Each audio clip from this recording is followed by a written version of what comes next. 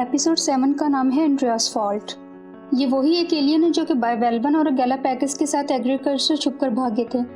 इससे पहले कि हम इस एपिसोड की एक्सप्लेनेशन की तरफ बढ़ें, आए पहले इस एपिसोड की रेटिंग की बात कर लेते हैं। यह एपिसोड 4 जून 2010 को रिलीज हुई और IMDb पर 8.0 आउट ऑफ 10 के हिसाब से रेटिंग मिली।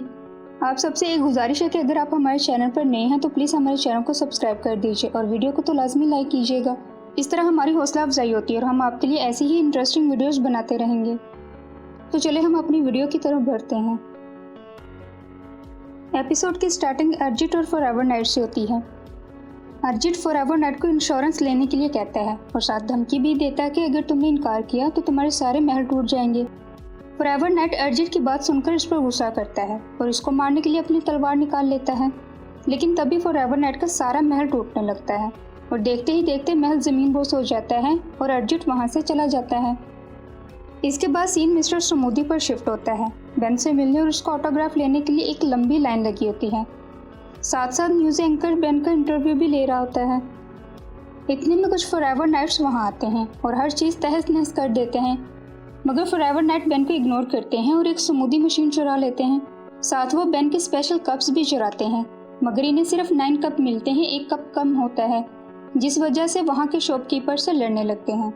बेन स्पाइडर मंकी में ट्रांसफॉर्म होता है और उनसे फाइट करता है। आसपास बेन का ऑटोग्राफ लेने आए लोग इनकी फाइट को एंजॉय करते हैं। कुछ फॉरएवर नाइट से कैमन लड़ता है जबकि कुछ को गवेन संभालती है, जबकि दूसरी तरफ बेन लोगों के सामने शो ऑफ करने में लगा होता है।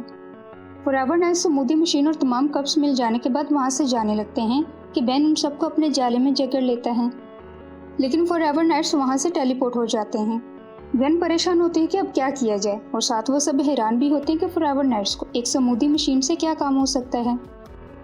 बेन इन दोनों को कहता है कि हमें किसी एक्सपर्ट से मदद लेनी चाहिए जो कि सब एलियंस और फॉरएवर नाइट्स के मुतालिक तमाम मालूमात रखता हो। इसके बाद सब जिम्मी से मिलने इसके घर आते हैं। बेन उसे फॉरएवर नाइट का पूछता है। इस पर जिम्मी इन्हें कुछ फुटेज दिखाता है जिसमें फॉरएवर नाइट्स पिज़्ज़ा और स्नैक्स चुराते हुए दिखाए जाते हैं और वो पैसों को तो हाथ तक नहीं लगाते। फिर जिम्मी का एक दोस्त जो कि फॉरएवर नाइट था जिम्मी से वीडियो कॉल के जरिए राब्ता करता है, मगर इससे पहले कि वो कुछ कह पाता सिग्नल ड्रॉप हो जाते हैं। बेन जिम्मी से इस फॉरएवर नाइट का पता पूछता है। बेन, गवेन और केविन जिम्मी के बताए हुए एड्रेस पर पहुंचते हैं, लेकिन फॉरएवर नाइट का सारा महल टूटा और मलबे का ढेर बना होता है। सब कार में बैठे वापस जाने लगते हैं। बेन ड्राइव कर रहा होता है जिस पर केविन गुस्से से पीछे बैठा होता है क्योंकि केविन खुद ड्राइव करना चाहता था। गाड़ी में गवेन जिम्मी से कांटेक्ट करती है। जिम्मी ने बताता है कि लास्ट मंथ फॉरएवर नाइट का एक और महल टूट गया। इतने में जिम्मी की मॉम जिम्मी को डोमेस्टिक क्लास के लिए बुलाने आ जाती है और कार डिस्कनेक्ट कर देती है। बेन, गवेन और केविन फॉरएवर नाइट के हेडक्वार्टर पहुंचते हैं। हर तरफ सख्त सिक्योरिटी होती है। बेन जेटर में ट्रांसफॉर्म होकर सबका ध्यान अपनी तरफ खींच लेता है। गवेन और केविन फॉरएवर नाइट से लड़ते हुए किले में एंटर कर जाते हैं। केविन दरवाजा उखाड़कर दूर फेंक देते हैं।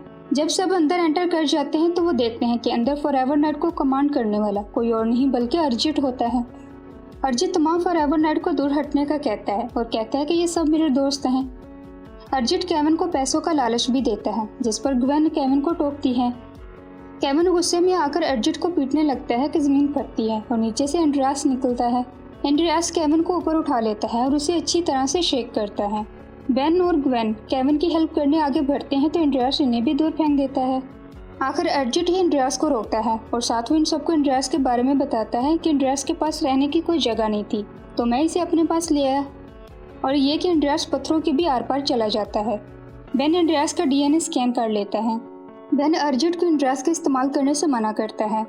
यहाँ हम समझ पाते हैं कि अर्जित एंड्रियास की मासूमियत का फ़ायदा उठाकर फॉरएवर नाइट्स को तबाह कर रहा था और अब फॉरएवर नाइट डर के मारे अर्जित की गुलामी पर मजबूर होते हैं। इतने में फॉरएवर नाइट्स का लीडर सर डैगोनेट आता है और वो अर्जित को ललकारता है और गुस्सा करता है कि अर्जित ने एक एलियन की मदद से सारे फॉरएवर नाइट की शान छीन ली। सब फॉरएवर नाइट्स भी अर्जित को छोड़कर सर डैगोनेट के बन जाते हैं। अर्जित जब ये सब देखता है कि वो अकेला रह गया है, इसके सब सिपाही सर डैगोनेट से मिल गए हैं, तो वो फौरन से अपना पैंथरा बदल लेता है। अर्जित सर डैगोनेट से कहता है कि ये सब इससे बेन और इसके दोस्त करवा रहे हैं जबरदस्ती। वो खुद ऐसा नहीं करना चाहता था। ये सुनकर सर डैगोनेट अर्जित समेत बेन, गवेन और केविन को भी कैद कर लेता है। अर्जित सर डैगोनेट से एंड्रियास का पूछता है तो वो कहता है कि एक फॉरएवर नाइट्स मॉन्स्टर को मार दिया करते हैं, सो अब एंड्रियास को भी मार दिया जाएगा। अर्जिट ये बात बाकी सबको भी बताता है। ये सुनकर बेन परेशान हो जाता है क्योंकि इन्हें एंड्रियास को सही सलामत वापस इसके घर भेजना था। बेन गोप में ट्रांसफॉर्म होता है जबकि केविन जेल का दरवाज़ा तोड़कर सबको आज़ाद करवाता है। दूसरी तरफ सर डैगोनेट एंड्रियास को फांसी देने वाला होता है। बेन और इसकी टीम वक्त पर पहुंच जाती है। बेन और ग्वेन फॉरएवर नाइट से लड़ते हैं और केविन जल्दी से एंड्रियास को आज़ाद करवाता है। एंड्रियास केविन को जोर से गले लगाता है। जब सर डैगोनेट को कोई रास्ता दिखाई नहीं देता तो वो कैनन को बॉम्ब में कन्वर्ट कर देता है और खुद सारे फॉरएवर नाइट के साथ टेलीपोर्ट हो जाता है। बेन सबको बाहर जाने को कहता है लेकिन केविन कहता है कि कोई फायदा नहीं, बॉम्ब से 25 मील का इलाका लपेट में आ जाएगा। जिस पर अर्जिट कहता है कि एंड्रियास बॉम्ब को अब्जॉर्ब कर सकता है, अगर एंड्रियास चाहे तो हम सब बच सकते हैं। ग्वेन ऐसा करने से मना करती है। अर्जिट एंड्रियास को कन्विंस करता है। एंड्रियास कहता है कि वो अपने दोस्तों के लिए कुछ भी कर सकता है और उन्हें कुछ नहीं होने देगा।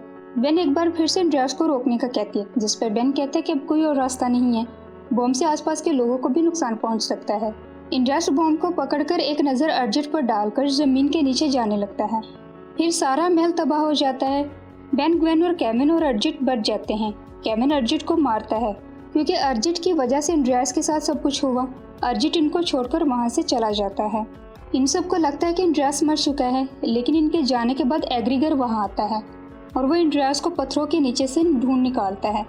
एंड्रियास अभी भी जिंदा होता है लेकिन काफ़ी जख्मी होता है।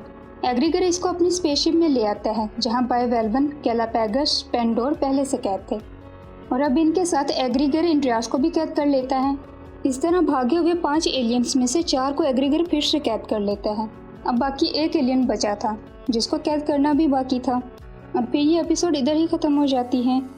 Thanks for watching.